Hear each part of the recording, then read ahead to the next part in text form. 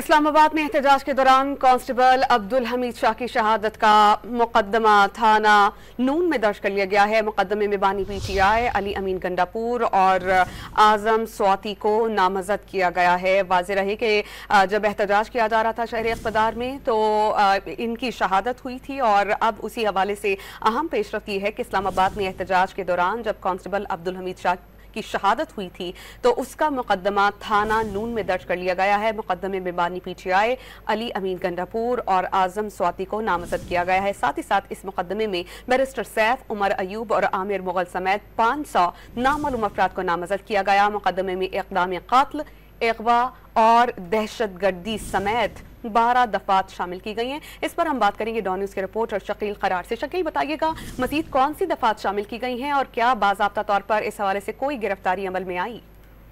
देखिए, ये सख्त तरीन एफआईआर है जिसमें संगीन नोयत की दफात शामिल की गई हैं। उसमें बानी पीटीआई और अली अमीन गंडापुर CMKP के आजम स्वाति, अमर मुगर और दीगर 500 के करीब जो है अफराद को इसमें नामजद किया गया है। और इस मुकदमे में यही बताया गया कि अब्दुल हमीद कांस्टेबल जो है उसको उन्होंने जबरदस्ती पुलिस से खींचा और उसको तशद्दुद किया, उसको जख्मी किया, उसको हॉस्पिटल मुंतकिल किया और बाद में वो जो है उसकी मौत वाक़ होगी। और इस पर जो है वो पुलिस ने 302 भी शामिल कर लिया है, जिस पर IG इस्लामाबाद ने भी प्रेस कॉन्फ्रेंस के बाद ऐलान किया था कि 302 का जो है मुकदमा दर्ज किया गया। तो वो उसकी जो सिलासियाँ सामने आ गई हैं। जी, बहुत शुक्रिया शकील करार, आप हमें अपडेट कर रहे थे।